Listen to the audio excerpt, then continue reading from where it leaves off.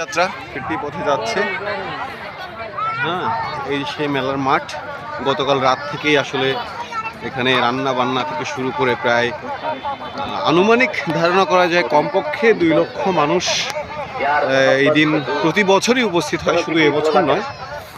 তো তাদের জন্য প্রসাদের ব্যবস্থা করা থেকে শুরু করে সবকিছু এক বিরাট আয়োজন। তো যারা এই আয়োজক তারা অনেক চমৎকারভাবেই দীর্ঘদিন ধরেই এই মেলাটি এখানে কন্টিনিউ করছে। তো আমরা ধীরে ধীরে চলে যাব সেই মেলা প্রাঙ্গণে।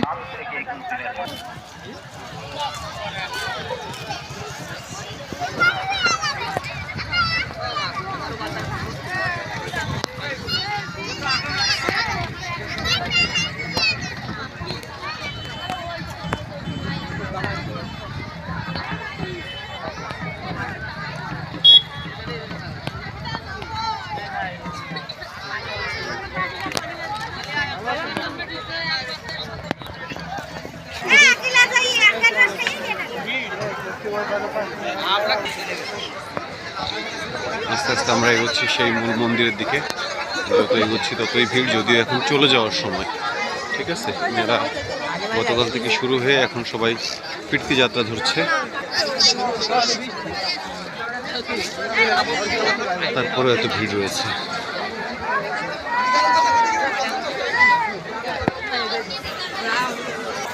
তো এটাই সেই বৈরাগী ঠাকুরের আশ্রম, যাকে কেন্দ্র করেই গড়ে উঠেছে এই বৃহৎ মেলা। দীর্ঘদিন ধরে বছরের পর বছর এটা চলে আসছে এবং একই রকম লোক সমাগম। অর্থাৎ এই জায়গার প্রতি মানুষের যে ভক্তি শ্রদ্ধা, সেটা প্রমাণ করে এই মেলাতে মানুষের যে উপস্থিতি, সরব উপস্থিতি। তো প্রতি শনি মঙ্গলবার এখানে পূজা হয় এবং বছরে একদিন এখানকার সম্মেলনটা হয়।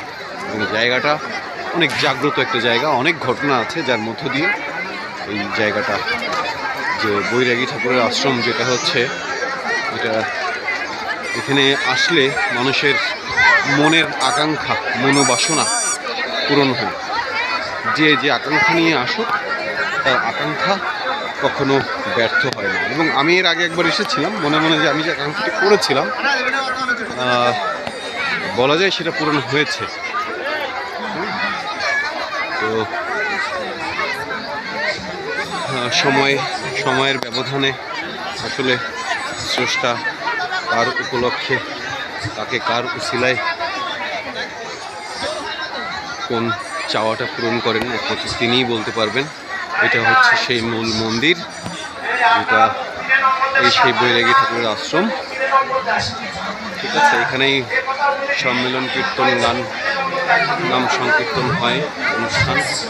আর এটা সেই মন্দির, সেই আশ্রম, যেখানে একজন সাধককে কেন্দ্র করে গড়ে উঠেছে আশ্রম। সবসময় ভক্তবৃন্দ আসে।